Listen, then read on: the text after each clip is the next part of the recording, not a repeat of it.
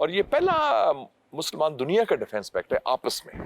Normally ہم defence packet کرتے ہیں امریکہ کے ساتھ یا وہ کرتے ہیں برطانیہ کے ساتھ یا یورپ کے ساتھ, لیکن آپس میں جو یہ ہے مشترکہ دفاع کے حوالے سے اب یہ بن رہا ہے. پاکستان, ترکی, سعودی عربیہ کی بات ہو رہی ہے, پھر انڈونیشیا بھی آ رہا ہے. اور اس سے پہلے آپ کو یاد ہوگا کہ جب آذربائیجان کی جنگ ہوئی آرمینیا کے خلاف تو پاکستان ترکی نے ان کا ساتھ دیا.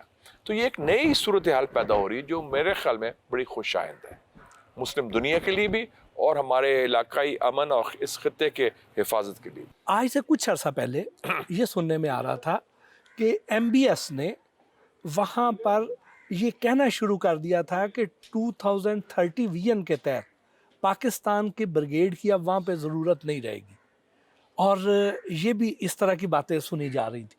تو پھر اچانک کیا ایسی ڈیولپمنٹ ہو گئی کہ پھر اب پاکستان کے ساتھ اتنا مضبوط دفاعی معاہدہ کر لیا؟ اس کی 2-3 ریزنز ہیں, 2-3 وجوہات ہیں. ایک تو یہ ہے کہ اس خطے کی صورتحال بگڑ گئی ہے, اور یہ بات اگر انہوں نے کی تھی تو یہ شاید طوفان الاقصی سے پہلے کی تھی, 7 اکتوبر 2023 سے پہلے. اس کو فلسطین کا معاملہ نہیں تھا, پھر ایران اسرائیل کا جو آگے بڑھا, اور پھر جو ایک نئی ری الائنمنٹ بھی ہو رہی ہے, ان کی یو اے سے بھی کچھ تعلقات خراب ہوئے.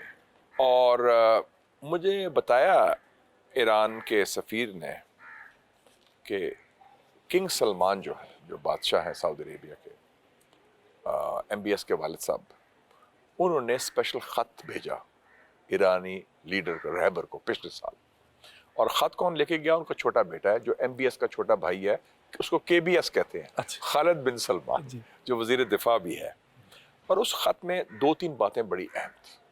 ایک تو انہوں نے, اور ریبر ان کو ملا, ریبر سے 2 لیڈرز کو ملا, ایک پاکستان کی طرف سے جو ہم آئے تھے, ہمارے وزیر اعظم اور فیلڈ مارشل کو, اور پلس کے بی ایس کو. اور انہوں نے کہا کہ جی ایک تو سعودی عربیہ نے کہا کہ ہم حمایت کرتے ہیں کہ ایران کا جو نیوکلیر پروگرام کا مسئلہ ہے وہ سفارتی حل ہونا چاہیے, اور اس کے لیے مذاکرات واحد راستہ ہے امریکہ اور ایران کے درمیان, جو پہلے شاید موقف مختلف تھا. دوسرا انہوں نے کہا کہ جی خدا نہ خواستہ اگر ایران پر حملہ ہوا تو ہم ایران کے ساتھ کھڑے ہوں گے, اور اس جو حملہ کرے گا ان کے ساتھ نہیں, اور اس کی مخالفت کریں گے, اور اپنی سرزمین آپ کے خلاف استعمال نہیں کرنے دیں گے.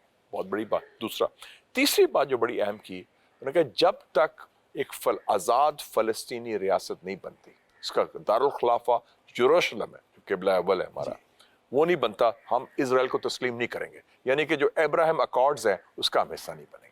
یہ بڑی امپورٹنٹ ڈیولپمنٹ. تو یہ خط میں تھا, اور یہ بڑی امپورٹنٹ انفارمیشن ہے. تو اس سے ان کا سعودی عربیہ کا, میں سمجھتا ہوں کراؤن پرنس اور وزیر اعظم محمد بن سلمان کی قیادت میں بڑا ایک اچھا ویو ہے, اور مثبت ویو ہے, جو مسلم یکجہتی کے لیے بھی اور سعودی عربیہ کے عوام کی جو فلاح و بہبود کے لیے بھی بہتر ہے. ویسے بھی وہ ماڈرنائزر ہیں, انہوں نے ترقی بڑی کی, ویژن لا رہے ہیں, ویژن 2030 بھی ہے, پھر 2030 میں وہ ریاض میں ایکسپو ہو رہی ہے, پھر ورلڈ کپ فٹ بال کا بھی ہو رہا ہے. تو یہ سعودی عربیہ کی ایک نئی آئیڈینٹی ایمرج کر رہی ہے.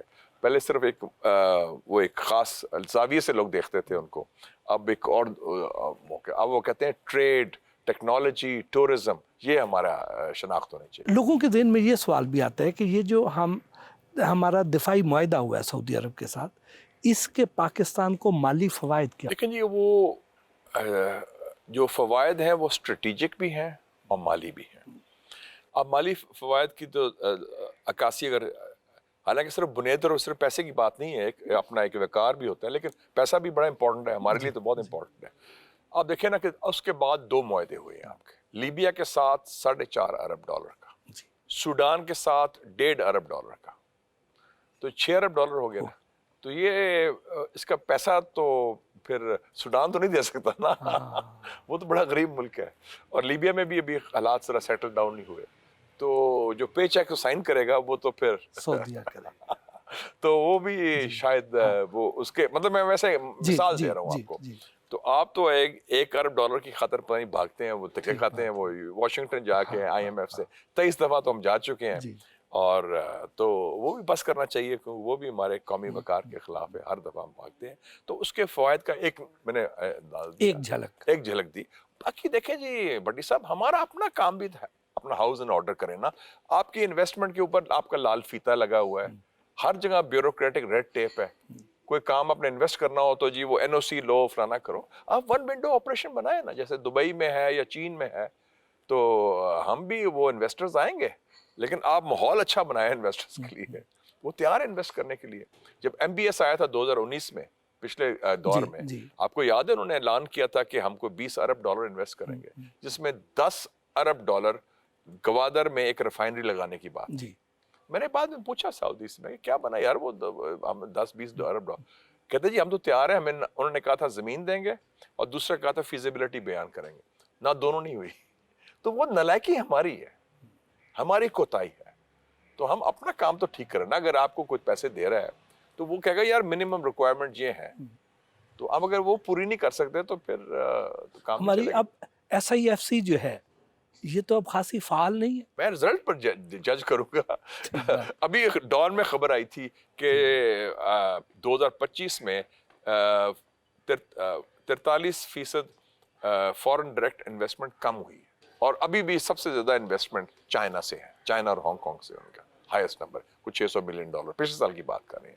اور اس سے پہلے خبر یہ بھی تھی کہ پاکستان کے 12,000 لوگوں نے پچھلے 3 سالوں میں, یہ ڈان کی خبر تھی, $20 ارب انویسٹ کیے ہیں یونائٹڈ عرب ایمریٹس میں, دبئی میں یا تو ہم اپنے لوگوں کو سازگار ماحول دیں نا. کیوں لوگ جائیں گے دبئی, کیوں جا کے وہاں انویسٹ کریں گے یا فلیٹ لیں گے, جو بھی کرنا ہے وہ اپنا حالات ٹھیک نہ کریں. تو ایس آئی ایف سی آپ دیکھتے ہیں کیا رزلٹ دیتی ہے. ایم بی ایس کا دورہ آپ متوقع, کیا ایم بی ایس کا مستقبل قریب میں پاکستان کا دورہ آپ کو دکھائی دیتا ہے؟ ابھی تک کوئی اعلان تو نہیں ہوا اس کا. ہمارے تو اب ہماری طرف سے دورے بڑے ہوتے ہیں, وہ ہوتے رہتے ہیں, لیکن میرے خیال میں دورے کے علاوہ ہمارے تعلقات بڑے پختہ ہیں. اور جیسے چائنا کا بھی 10 سال میں بھی نیا کوئی دورہ نہیں ہوا, شی جن پنگ کا, صدر کا. وزیر اعظم کے پچھلے سال آئے تھے لی چیانگ, لیکن ہمارے تعلقات میں اس میں کوئی کمی نہیں آئی, گرم جوشی میں بھی اور اس میں پختگی میں بھی, اور وہ قائم و دائم ہے, چاہے چائنا ہو یا چاہے سعودی عربیہ ہو. یہ جو ابھی ہم سن رہے ہیں کہ ترکیہ بھی اس معاہدے میں شامل ہو رہا ہے پاکستان اور سعودیہ والے میں, تو کیا آپ کو یہ ممکن نظر آتا ہے؟ اور اگر یہ ہوگا تو کس قسم کا ہوگا؟ ایگزیکٹلی ویسا ہوگا جیسے ہمارا سعودیہ کے ساتھ ہے کہ ایک ملک پر حملہ دوسرے ملک پر حملہ تصور کیا جائے گا, تو کیا یہی معاہدہ وہاں پر بھی ریپلیکیٹ ہوگا ترکیہ کے ساتھ؟ میرے خیال اس کی شکل کوئی اور ہو سکتی ہے, ممکن ہے. کیا شکل ہو سکتی ہے؟ دفاعی پروڈکشن, ڈیفنس پروڈکشن. لیکن اب پاکستان اور ترکیہ جو ہیں یہ بڑے ایڈوانسڈ ہیں دفاعی پیداوار میں.